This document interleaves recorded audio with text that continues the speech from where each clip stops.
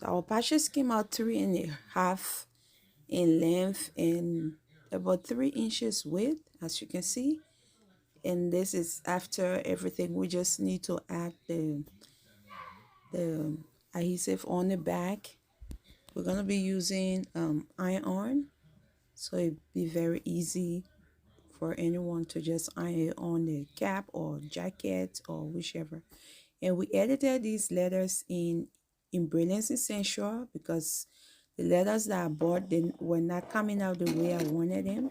So I had to edit them in Brilliance to get the result I wanted.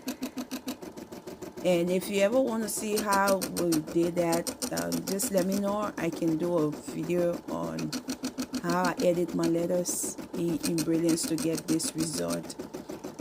So as you can see, I started with 2 layers of stabilizer. Actually, I'm using tear wave stabilizer, and that second layer is just there because in the middle of the first one I have a hole in there. That's a used stabilizer. So I just added that second piece to fill in the gap that I have in the middle. And I'm using 2 layers of felt and 1 layer of my microfiber towel. So I ran my placement stitch on the felt and place my towel on top, and now I'm doing the tack down stitch for the towel. And after that, we're just going to remove our hoop and trim the excess, and then we're going to continue doing this. So guys, if this is your first time stopping by our channel, we want to say welcome. Thank you for stopping by today, and we ask that you please consider subscribing to our channel, like our videos, share them because they could be of help to others. And this is why we do what we do, to be able to help everyone who wants to learn.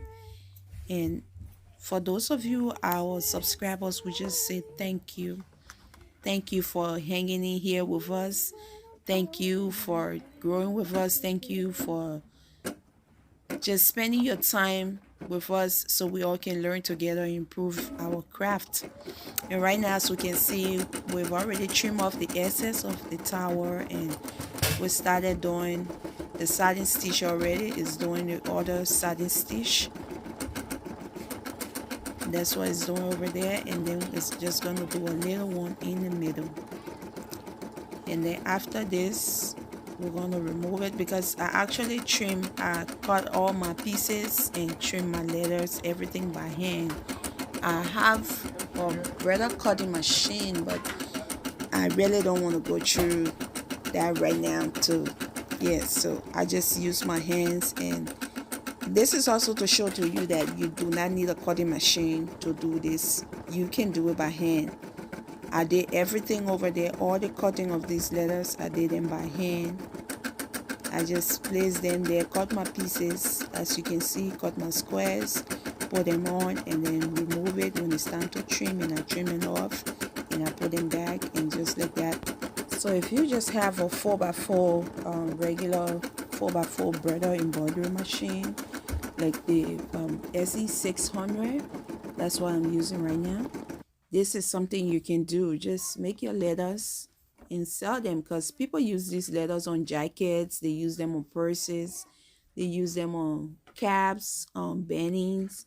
There's a lot of uses for them. So there's still something you can do with your 4x4 machine. And since I bought my machine, I haven't really been using it that much.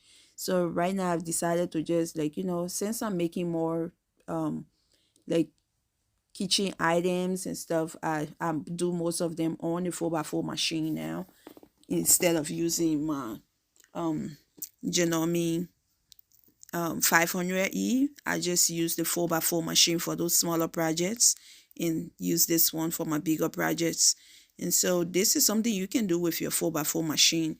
You do not need to worry about how to cut it. Like I already told you, you can cut everything here by hand. So just, you can get in Brilliance, and I think there's a free portion of it. I'm not sure, but I think I heard people say there's a free one you can use instead of the paid one. For me, I pay for the in Brilliance Essentials, but I heard others say that there's a free version you can use, even though it's limited, but it's still something you can do. And you can use that until you can raise some money to be able to pay for other software that you think you want to use. And I always encourage people that, I mean, there's so many ways to sell your craft. I've tried selling online, and I've tried selling to individuals. I've tried selling out on the streets. And I will tell you for sure that right now, selling out on the streets or at markets, they kind of help you sell more items than what we sell online right now. And maybe that's because of the economic situation right now, or just because some of us are not willing to just pump all that money into um advertisement and whatever on these websites. And so, but I will tell you for sure that I've tried them, and selling out on the streets, I mean, or in these markets, they kind of do better. My craft has done better sales out there than selling on placing them online, because this end up staying there for quite a bit of time. So that's what I just have to share with you today. And I just encourage you, just continue crafting, keep making the best that you can do, and it's gonna be